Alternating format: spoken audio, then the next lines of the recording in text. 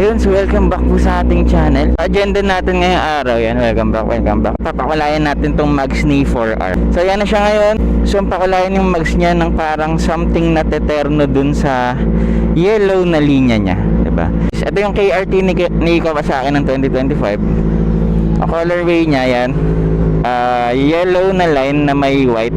Parang ang tinatawag nila dito sa colorway na to is medyo comical, ewan ko, parang comics na design, 'di ba? May makapal na itim na outline, may mga plain whites. And then ayun, so nung una hindi ko talaga siya parang ma-imagine or hindi ko maisip ano yung parang naging basehan ba ni Kawasaki sa design na to.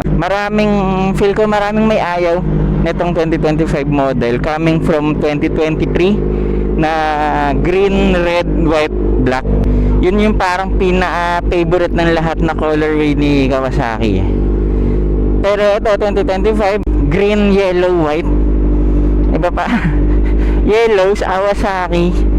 'Di ba? Green kasi ang kulay ni Kawasaki, tapos lalagyan mo ng yellow, parang medyo magkatabi sila sa color wheel ganon. Malapit sila sa isa't isa. So parang kung gagawin mo siyang ganito, parang medyo weird sa umpisa.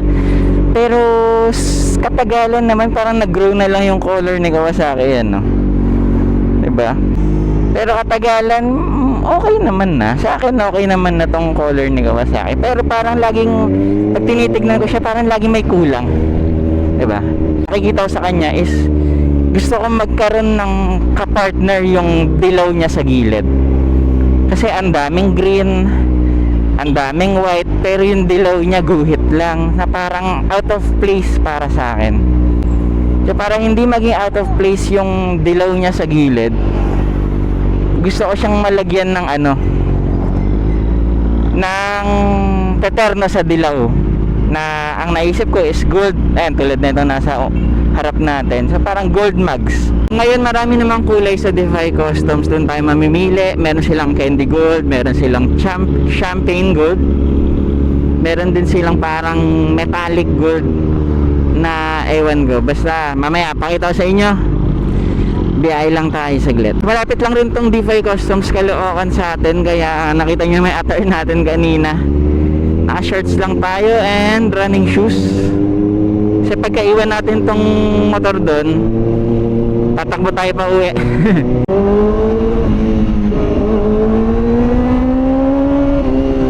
Sakto, presko din naman yung panahon, hindi tirik yung araw.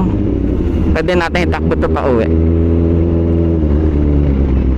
Ayun, so feel ko naman itong mags na gold, yung parang kukumpleto sa pinaka kulay ni 4R ngayon. Kabahan din ako kasi kapag pinakulayan mo yung mags, wala nang balikan eh. Siyempre pintura na yun eh, powder coat nga yung gamit ni Defy eh. Well, pwede naman nating ipa-powder coat ulit pabalik sa black, pero ang gastos na nun. So nagtanong ako sa kanila, itong powder coating natin sa 4R para sa kulay na gusto natin is 7,000. Pero dahil may promo, meron silang 10% off, 6,300 na lang. Diba, laking bagay na rin yun. 2nd Avenue tayo kakanan. Nandun na yung Defy. Wait lang.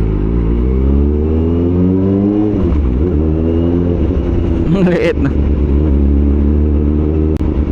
First pa lang pala to.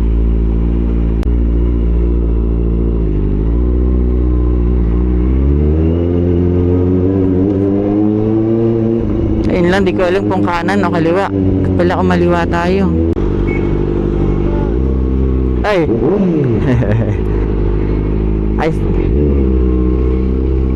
Sige po. Sabi nyo na to eh. Ayun pala. Ito na talaga. Ito na yung J-Zone Defy Customs Caloocan.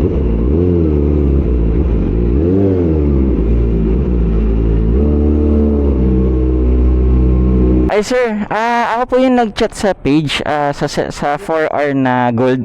Kausap ni Sir Jawi. Opo. Bali sabi niya, papapili ka kung anong number. Opo, sana kung... Ay, okay lang po ba nagbibideo ako?